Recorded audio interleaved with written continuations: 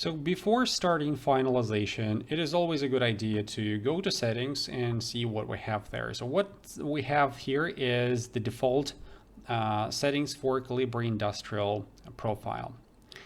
I'm going to change it a little bit, so I'm going to leave the resolution 0.7 and it's okay, radius and sharpness over here, but I'm going to switch off filtering and simplification because we have them as separate tools and it's okay to use it later on.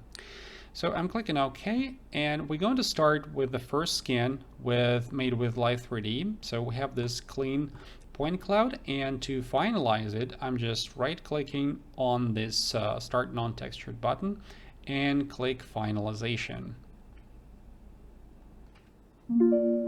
After finalization is complete, which actually took 30 seconds, we have our first result. We can take a look at it. If we want to see better what's outside or what's inside, it's better to deactivate priority mode for now, so you can see this contrasts green and blue colors to help you understand which part is which side is which. So you have this result in a list of scans. It shows you how many points in there, how many faces, it has this random name, and this is our result. And what's important to understand is that we can make as many results using the same point cloud as we like. So I can actually go to settings, change some of them. Let's say I said resolution 1 millimeter, for example, and hole filling like 5 millimeters, or let's say 10 millimeters, maybe even if I set 10 millimeters, maybe these holes over here, these two holes will be filled as well, which is not what we need, but it's just a good example. So I'm clicking OK. Maybe these two holes will be filled, but we're gonna take a look if that would be the case. Right clicking once again, and I'm clicking finalization. There is no need to do registration one more time if you want to just finalize the same scan with different settings. So frames are already in the optimal position, and all you need to do is just change some settings if you like to, and just press finalization. Nest will remind you that there is a priority mode on this scan, so it's just asking, do you like to activate it right now? So I'm clicking yes, so we're not going to finalize the table and other parts that we possibly don't need. So after finalization is completed, you can take a look at it. Actually, those holes are not filled. This is probably more than 10 millimeters, so it will not be filled. But still, if you compare these two results, this is our result number one. It's a bit sharper. So if I deactivate priority mode for now, you can see that this is the first result, 0.7. And this is 1 millimeter, so you can see it's kind of smoother. And if you look at the wireframe view, you can see that the density of polygons is lower here than on this first model, where it's just much denser because, well, that's what resolution is. We have to make smaller triangles to catch more of the details of the surface.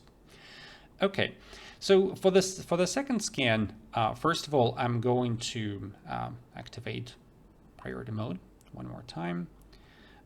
We have this scan with noise, so let's finalize it too. I'm going to actually probably set 5 millimeters hole filling, and let's say 0.8 resolution. Well, maybe like a little less sharp than usual. I'm clicking OK. And once again, since registration already done and we have priority markup, just right click on Start Non-Textured and click in Finalization. In this case, we have noise here around the object, which means that if this noise is too dense, like over here, for example, it will probably create its own shapes, like sort of like little bubbles or droplets flying around the object. In most cases, it's not a problem because usually it's quite easy to filter out, but sometimes they can cling to the object and might be difficult to delete. In these cases, you probably really need to clean the object before finalization. Okay, so we have our result, and as you can see, we have these flying parts because some of the points of the point cloud are now transformed into this little droplet. So if I switch to wireframe view, you can see that these are not points, but these are actual like bubbles of mesh. This is of course very easy to filter out. First of all, you can filter out it during processing. So if you go to settings and just click filtering by size and leave the biggest part or remove parts smaller than a certain amount of faces, all these smaller parts will be removed. You can also use what's called Magic Wand tool, which just selects continuous geometry. So I selected this part, which is just flying in the air and not touching all these bubbles. So you can see they are not selected. Now I can invert selection. So if I click Control I, it inverts selection. So everything that was selected before becomes deselected and vice versa. So you can also see this if you're using one of the selection tools and you click this help button, you will see it over here, Control I, invert selection.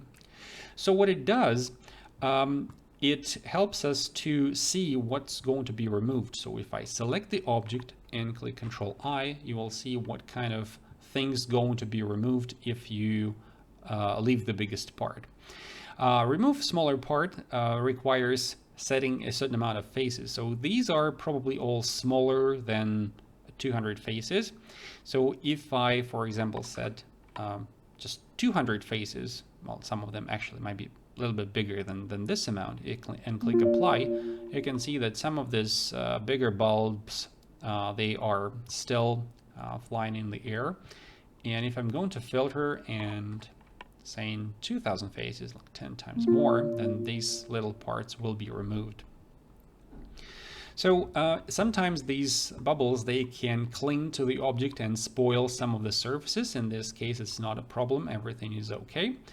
But just in case, in these cases, it might be a good idea to do filtering. So statistical filtering, preliminary cleaning, is now activated.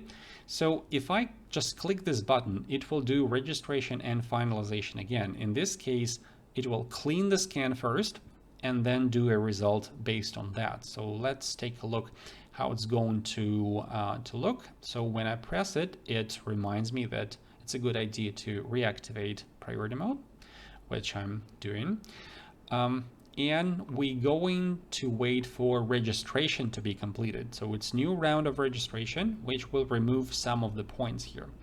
What's important to notice here is that we have this result now in orange, in golden orange, which means that it's a valid result. So the point cloud and this model, they are in concordance, they match each other. But if we do registration one more time, we changing the point cloud in this case, by removing the noise and slightly changing positioning of the frames. It means that this result that we did before, it will become invalid, and you will see it will be marked as a brown point and asterisk. In one of the newer version, we're going to change asterisk on just italic font. You will see it in a moment. So we have our second result, as you can see, and we can now compare them. So this is our first result and this is our second result. So you can see this one made on the point cloud without filtering. So we have a little bit more surface over here. And this one is already on the cleaned point cloud, which we just did. And you can see that on the point cloud, we're not going to have that much noise. So what's important is that this result that we used previously, that we made previously, is now invalid. So you can still do anything you like with it, but you cannot texturize it and you cannot use it for an alignment, for changing the position of other scans in respect to this one. So we're going to discuss it a little bit later, but what's important is that if you do registration on the point cloud, all the results that you did before become invalid, and they are marked like this. They have this brown point and asterisk. So the main goal here was to show you that you can use both scans with Live3D or without it and get pretty much similar results. So here is one of the results that we made, and here is the other result that we made with the skin with Live 3D. So they're pretty much identical. I'm going to close this skin that we're not going to need anymore, and I'm also going to delete the other result. I'm just clicking delete over here. So this is really what we need for our further processing. And of course, we need to combine this skin with other skins to complete the model. So it's only just one part, and we have to open other skins and add them to this one to create a final model.